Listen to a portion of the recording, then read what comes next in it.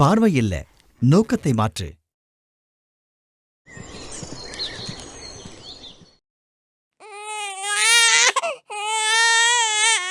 அட கமலா, எங்க போற குழந்தைய தூக்கிக்கிட்டு? அட விமலாக்கா, இதுக்கு என்ன ஆச்சுன்னு தெரியல. காலம் காத்தால அழுதுட்டு இருந்தான். மந்திரிச்சு விட கூட்டிட்டு போயிட்டு இருக்கேன். யாரு கண்ணுதான் பட்டுச்சோ, அடிக்கடி உடம்பு சரியில்லாம போகுது. கண்ணில்ல, உன்னுடைய பார்வைய மாத்து. என்ன சொல்றீங்க? அடிக்கடி குழந்தைக்கு உடம்பு சரியில்லாமல் போகுதுன்னா அதுக்கு அர்த்தம் அதோட நோய் எதிர்ப்பு திறன், அதாவது நோய்களை எதிர்த்து போரிடும் சக்தி குறைவாக இருக்கு. இந்த குறைபாட்டை நான் எப்படி போக்குறது? நீ சில விஷயங்கள்ல கட்டாயம் கவனம் செலுத்தணும். என்ன விஷயங்கள்?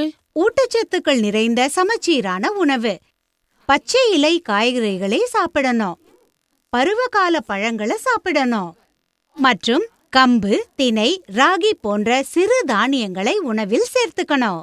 ஓ அப்படியா? இதை தவிர சுத்தத்திலும் கவனம் செலுத்தணும்.